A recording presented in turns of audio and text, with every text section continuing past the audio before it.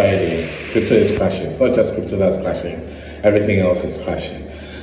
So I have a friend who put together a really, really good post about what was happening in the crypto space. It's a long post. I'm not going to be able to read it off like a newscaster. So you're going to see me read it out to you. And so stick and stay. Let's run through everything that's happening in the crypto space and, you know, what's causing the crash and what's, you know, getting people all frustrated and all kinds of things. So here we go. So there's a crypto crash and people are running helter-skelter, trying to figure out what's going on. So let me offer a little detail. One, cryptos are just like any other item sold in an exchange in a perfect market. In this case, a crypto exchange. Two, cryptos are based on tokens which are supposed to have liquidity pools for which they are either mined or used for transactions. Three, Bitcoin is mined. That's the type of crypto called proof of work. Others like Solana are proof of stake. But that's not the essence of this particular post. It's to guide you to know that there are many cryptocurrencies with different reasons for existence. Like I always say, utility. 4, in late March, a company called Citadel borrowed 100,000 Bitcoins and bought a stable coin called USD Tether, run by Terraform Labs and founded in 2018. They actually had about $1 billion in Bitcoin, and then they bought a huge amount of Terra at a discount equivalent to 25,000 Bitcoin. 5, then they did what Wall Street traders do. They shorted the Terra and shorted the token that Terra issues called Luna. 6, Luna is a cryptocurrency also issued by Terra, but it is for governance, which will need a whole other explainer. But while Terra is a stable coin, Luna is a cryptocurrency that is a proof of stake cryptocurrency.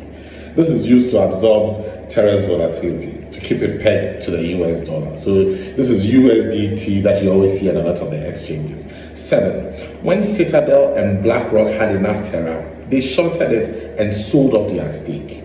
They did it at a time last week where it hit the reserves of Terra because they got it for cheap and shorted the Luna cryptocurrency so that any drop in Luna will make them gain. 8, when they began selling, it triggered all the others holding the Luna and Terra to also sell. The Luna itself was overhyped as almost a Ponzi scheme since its yield farms were advertising almost up to 20% APY, which is extremely high.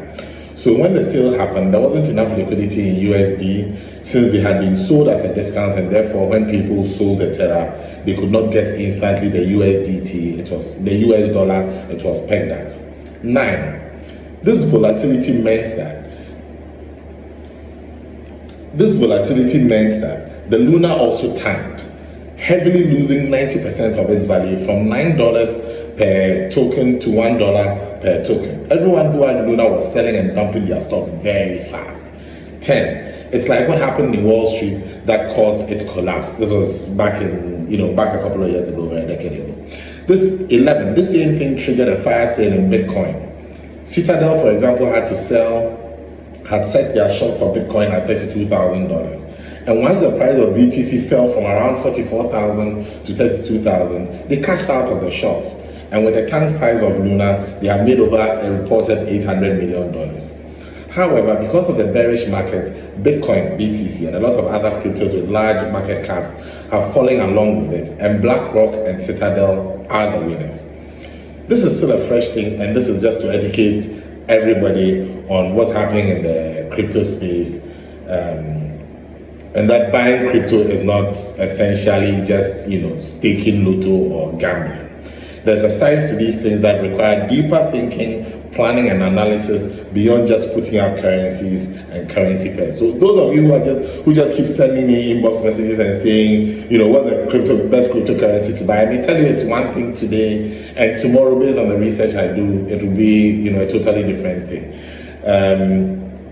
And just like the standard forex, anything can affect the markets.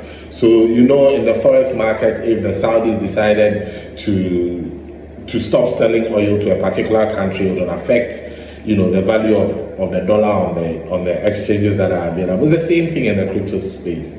If you find one particular cryptocurrency or crypto token having a challenge, or there's some information about it in the space that could affect its growth, it definitely will affect its growth.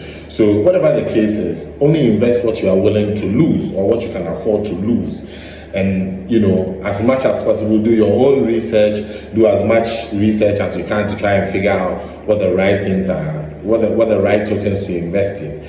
But that notwithstanding, over the course of the coming days, I'll share with you whatever findings I get or whatever knowledge I'm able to get on what is going on in the space at the moment. I would say that don't make any hasty moves. Don't be in a hurry to sell. Don't be in a hurry to buy. Let's all just chillax and wait for the smoke to clear, and then we can make some informed decisions about what it is that we need to do with regards to what is happening now.